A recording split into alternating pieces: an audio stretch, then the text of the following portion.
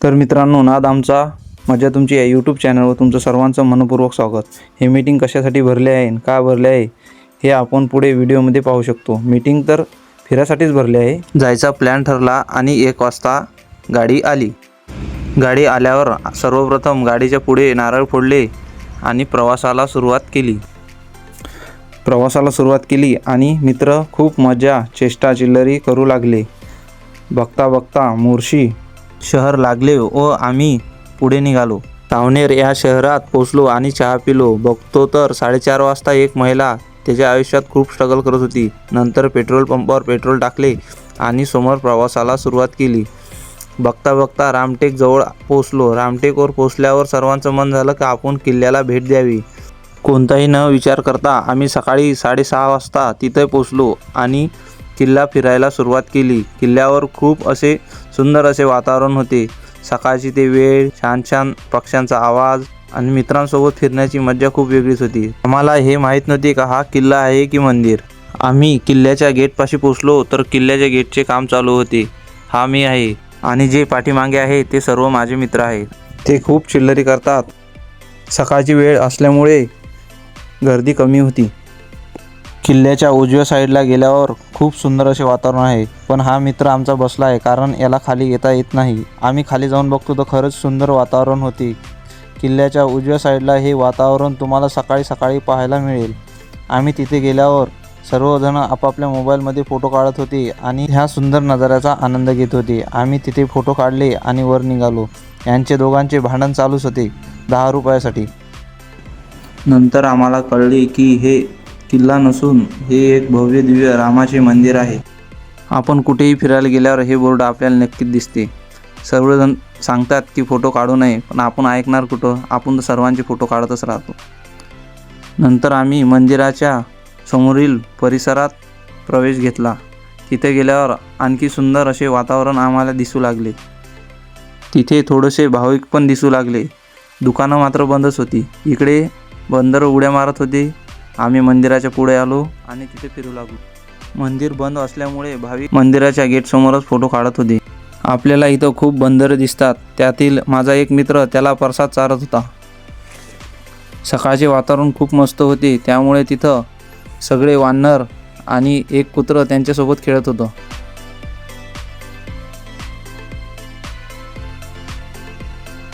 तेथेच एक दुसऱ्या प्रकारचे वानर आले होते। ते कुत्रं त्याला पण सोडत नव्हतं, त्याच्यासोबत पण ते मस्ती मजाकच करत होतं। नंतर आम्ही मंदिराच्या पुढे फोटो काढला। त्याच्याच बाजूला एक जुन्या काळातील तोफ आपल्याला दिसून येते। ते मंदिराच्या गेट समोरच आहे। मंदिर वरतं असल्यामुळे रामटेक शहर हे पूर्णपणे स्पष्ट दिसते। मंदिर बंद असल्यामुळे आम्ही खाली जाण्याचे ठरविले। आमचे मित्र चिल्लरी चेष्टा करत करत खाली आले। हा आहे माझा मित्र हरी, हा कुठेही माझ्यासोबतच असतो। नंतर आम्ही पुढे खाली आलो तर आम्हाला एक छोटंसं तलाव दिसले। आम्ही ते तलाव बघण्यासाठी त्यामध्ये आत उतरलो। आम्ही ते तलाव बघितले आणि तलावाचे निरीक्षण करू लागलो। तलावाच्या समोर एक मंदिर होते, ते पण आम्ही पाहू लागलो। तिथे आम्ही सर्वजण खाली बसलो आणि सर्वांनी एक ग्रुप फोटो काढला।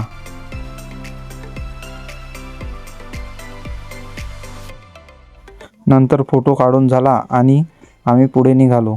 पुढे बाहेर निघाल्यानंतर आम्ही पुढील गावात चहा पिलो। पुढे आम्ही प्रवासाला सुरुवात केली कारण आम्हाला पुढे अंबागडला जायचे होते। रस्ता खूप चांगला होता। रस्त्याने खड्डे गिड्डे काहीच नव्हते। रस्त्याने मात्र ट्रॅफिक पोलीस सारख्या बकऱ्या आडव्या येत होत्या, त्याच्यामुळे गाडीचा स्पीड कमी जास्त होत होता। आम्हाला पुढे गेल्यानंतर 2 छोटे छोटे गावं लागली।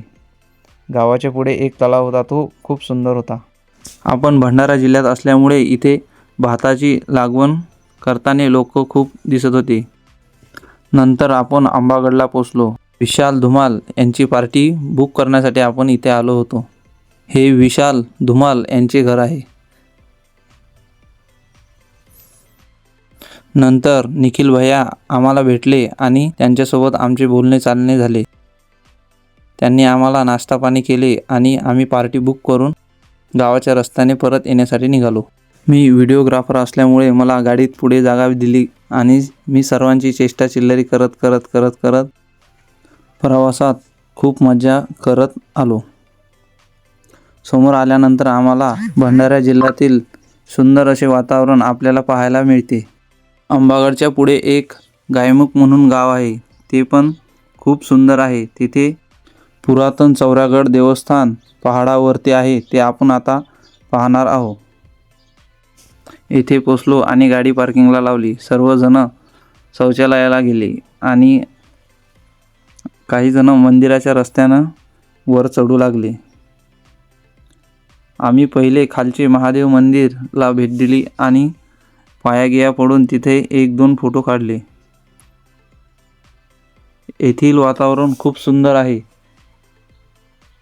नंतर आम्ही सर्वांनी एक ग्रुप सेल्फी घेतली आणि पहाडावर वर चढण्यासाठी तयार झालो. थोडेसे समोर आले की आपल्याला गायमुख पाहायला मिळते. तेथे बंदरं खूप आहे. नंतर मग आम्ही तिथे हातपाय धुतले आणि पहाडावर जाण्यासाठी तयार झालो. पण त्याआधी आम्हाला ही भिंत ओलांडून इकडे यावं लागले, कारण आम्ही रस्ता भरलो होतो. नंतर आम्ही सरळ त्या भीतीवरून उडून पुरातन चौरागडच्या रस्त्यानं लागलो. मंदिरात जाताना खूप पायऱ्या आहे. त्याआधी आमचे मित्र खूप चिल्लरी करत होते, ते पहा.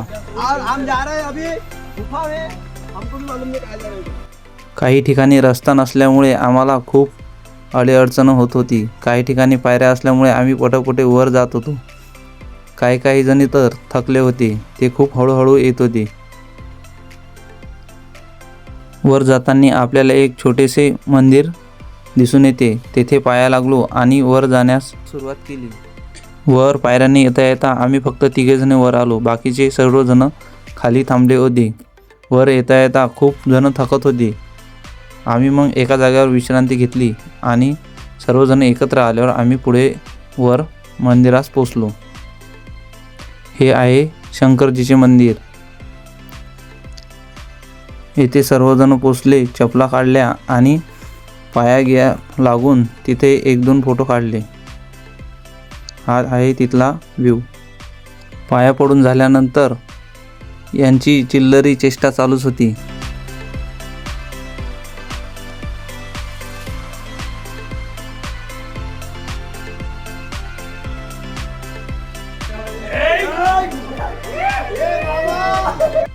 नंतर तिथून निघून आम्ही वरच्या देवीच्या मंदिरास भेट दिली.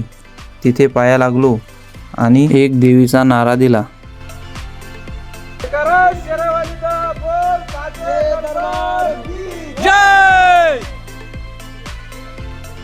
मंदिराला कुरूप असल्यामुळे आम्ही बाहेरच फोटो काढले आणि चप्पल वगैरे घालून आम्ही खाली जाण्यास निघालो. तिथे पण चिल्लरी चालू होती. नंतर आम्ही पुढे पटापट खाली येण्यास निघालो. खाली येताना खूप जणे मस्ती चिल्लरी करत करत खाली येत होतो. हे आहे माझी टीम, जे सदैव माझ्यासोबतच असते. आम्ही कुठं पण फिरायला जाताना सर्वजण सोबतच जातो, कारण एकट्याच्या खिशात पैसे कमी असतात. सगळेजण सोबत असल्यावर पैशांची गरज लागत नाही. नंतर आम्ही खाली पोचलो आणि सर्वजण गाडीपाशी येऊन थांबलो. गाडीपाशी आल्यावर आपल्या जागेवर सर्वजण बसायला सुरुवात केली. आपण गाडीपाशी आल्यावर आपल्याला एक गौशाला दिसेल. तिथे आपण भेट दिली आणि प्रवासाला सुरुवात केली.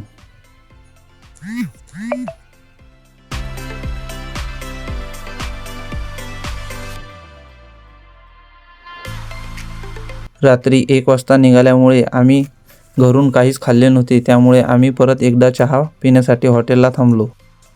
परत आम्ही प्रवासाला सुरुवात केली आणि रामटेकच्या राम मंदिरात जाण्याचे ठरवले, कारण की आमचं सकाळी दर्शन झाले नव्हते. त्यामुळे आम्ही ठरवले की आता दर्शन केल्याशिवाय घरी जायचे नाही.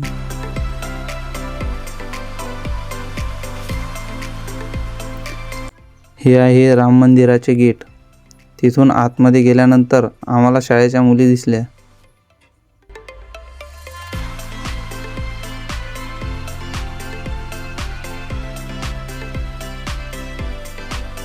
इथे पोचल्यानंतर समजलं की आता सर्व दुकानं उघडले आहे आणि भाविकांची गर्दी पण खूप जास्त आहे. इथे आपल्याला कमळाचे फुले विकणारे दिसतील. आम्ही थोडे बसून उठून नंतर मंदिरात प्रवेश घेतला.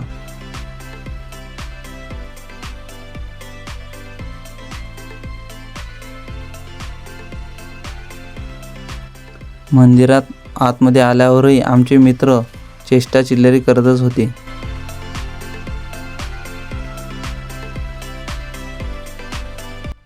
हे आहे ते राम मंदिर, जे आतमध्ये गेल्यावर खूप सुंदर दिसत होते. आम्ही सकाळी आलो पण आम्हाला मंदिरात प्रवेश भेटला नव्हता. आतमध्ये आल्यावर मंडप डेकोरेशनचे काम चालू होते. नंतर आम्ही एक एक मंदिर करत करत पाया पडलो आणि पुढे राम मंदिरात प्रवेश घेतला. राम मंदिरामध्ये प्रवेश घेऊन आम्ही भगवान श्री रामाचे दर्शन घेतले. तिथे भजन चालू होते.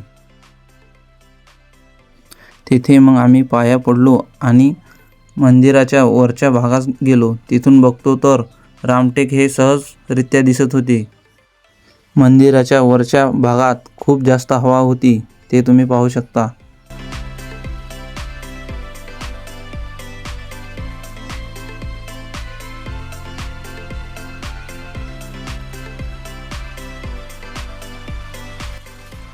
राम मंदिराच्या साईडच्या भिंतीत पण छोटे छोटे मंदिरं होते. आम्ही तिथे पण एक एक करत पाया पडलो आणि समोर निघालो. तिथे पाया पडलो आणि समोर मंदिराच्या पुढे महाप्रसाद वाटप चालू होता. आम्ही मग भोजनालयात गेलो आणि भोजन ग्रहण केले.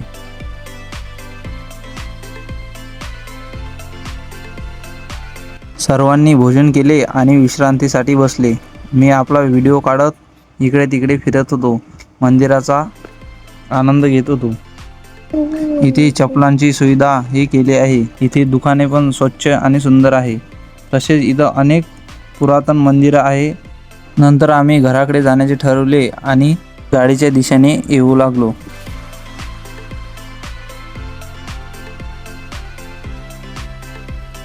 नंतर आम्ही गाडीत बसलो. नंतर आम्ही देवीच्या मंदिरात जाण्यासाठी पारटशिंग्याला निघालो. गाडीत सर्वजण झोपले होते, कारण रात्री 1 वाजतापासून जागरणामुळे थकले होते. समोर आम्हाला भली मोठी नदी लागली. ती खूप मोठी नदी होती.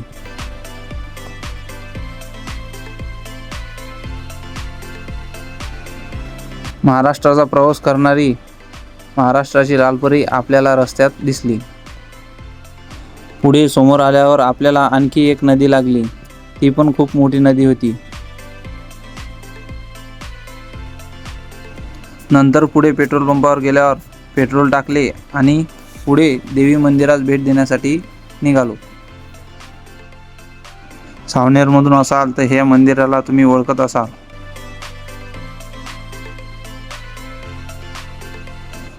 रस्त्याने जाता जाता आपल्याला वाटेत खूप मंदिरं दिसतात. नंतर आम्ही काटोल शहरामध्ये पोचलो आणि काटोल शहरात न थांबता पुढे प्रवास सुरूच ठेवला. पुढे आम्ही पारटशिंगा या शहरात पोचलो आणि अनुसया मातेच्या मंदिरात प्रवेश घेतला.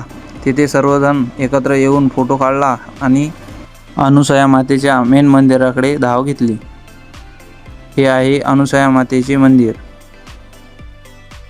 हा आहे आपला मित्र हरी, जो आपल्यासोबतच असतो. लाईनमध्ये लागून आम्ही अनुसया मातेचे दर्शन घेतले आणि मंदिर पाहू लागलो. हे आहे अनुसया माता. येथे आपल्याला लहान मुलं फॉर्च्युनर फिरवताना दिसून येतील. पुढे आम्ही न थांबता लगेच घराच्या रस्त्याने निघालो. माझ्या मोबाईलमधली चार्जिंग पण संपणार होती, त्यामुळे आजचा ब्लॉग इथे संपला.